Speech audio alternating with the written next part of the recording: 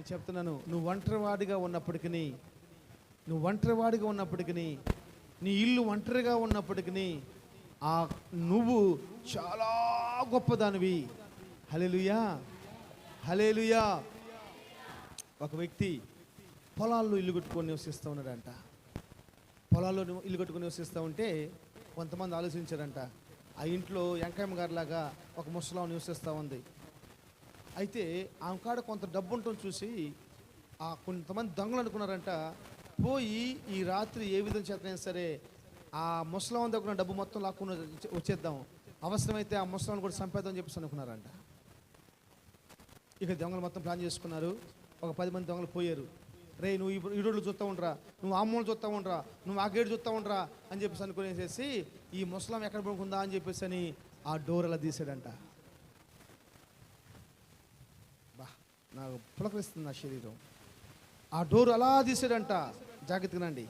ఆ డోర్ అలా చేయడంగానే ఆ మంచం చుట్టూ గంభీరమైన బలం కలిగిన దేవదూతలు చుట్టూ ఉన్నారంట. ఆ బీరువ ఎక్కడుందని చెప్పేసి బీరువకి వెళ్ళి చూస్తే ఆ బీరువ చుట్టూ దేవదూతలు ఉన్నారంట. వాడి చుట్టూ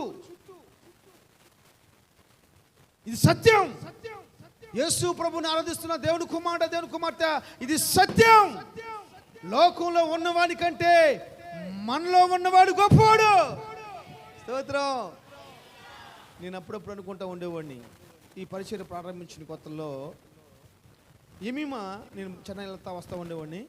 ఎమీమా మైకిల్ లీడర్ని పెట్టుకునేసేసి 7 సంవత్సరాల క్రితం ఇక్కడ సన్యాసం గోలగొండే కాదు, ఇక్కడ పడుకొని నిద్రపోతూ ఉండేవాళ్ళు. నేను పొద్దున్నే 5 గంటలు దిగేవాడిని ట్రైన్. వచ్చి చూస్తే ఇక్కడ సాగుకునేసి గుర్రలు నిద్రపోతూ ఉంటారు. వాళ్ళ చుట్టూ వాళ్ళ ముఖం అంతా ఈగలు వాలిపోయి ఉంటాయి, ఏమంటారు దోమలు వాలిపోయి ఉంటాయి. బాధపడేవాడిని, ఎవరే ఏసులు పడుకున్న బిడ్డలు ఈరోజు చర్చిలు ఇలా పడుకుంటున్నారు అని చెప్పేసి చాలా బాధపడిపోయేవాడిని. అసలు ఎందుకని నేను ఇప్పుడు కూడా అనుకుంటా ఒక్కోసారి నాకంటే కూడా ఏమేమో చాలా ధైర్యవంతురాలు. నిజం చెప్తున్నాను, నాకంటే ఏమేమో చాలా ధైర్యవంతురాలు. స్తోత్రం.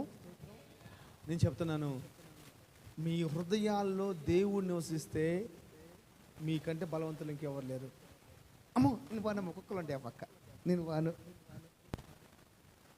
కుక్క గొప్పదా, ఏసై గొప్పదా? అందుకని మీరు దయచేసి కుక్కలున్న ప్రాంతానికి బాగు కాబట్టి మీ దండం పెడతాను.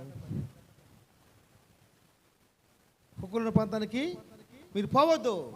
బైబిల్ చెప్తుంది, ఒక వ్యక్తి ఉన్నాడంట, అలా స్టైల్గా 2 చేతులు జేబులు పెట్టేసి నడుచుకుని పోతున్నాడంట. ఏం పేరు ఆయన పేరు? మొగలు చెప్పట్లా. ఏం పేరు బాబు? ఏం పేరు బాబు? సాంసన్. అలా వెళ్తుండంట. ఒక కొదమ సింహం బొబ్బరించుకుంటూ వచ్చిందంట. అందరూ భయపడిపోతున్నారు. కానీ ఆయనలో ఉన్న వాళ్ళు ఎవరు? గొప్పవాడు. ఎలాంటి గొప్పవాడు? సింహాన్ని మించిన బలం కలిగిన వాడు.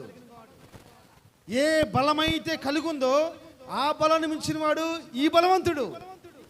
స్తోత్రం. సింహాన్ని చూసి భయపడేవాడు కదా ఆయన.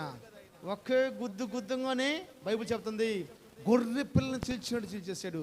చేతులు ఏమి లేకపోయినాను గొర్రె పిల్లని, మేక పిల్లని చీల్చినట్టు చీల్చేసాడంట. చెప్తుంది, ఏది చూసి భయపడ్డారో ఆ బలమైన దాని నుంచి ఏమొచ్చిందంట?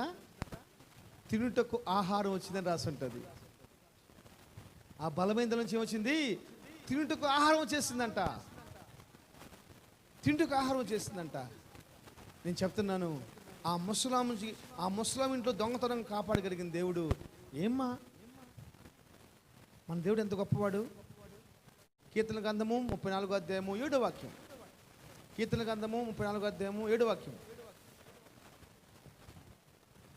చదవమ్మా. యెహోవా యందు భయభక్తులు గల వారి చుట్టూ ఏముంటుందంట?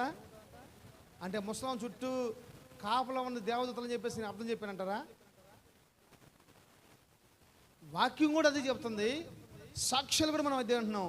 ఈ సాక్ష్యం చెప్పితే ఆ దొంగలు చెప్పారు, మేము పలానా ఇంట్లో దొంగతనానికి వెళ్ళాము, ఆ ఇంట్లో పెద్ద పెద్ద దేవదూతలు ఉన్నారు,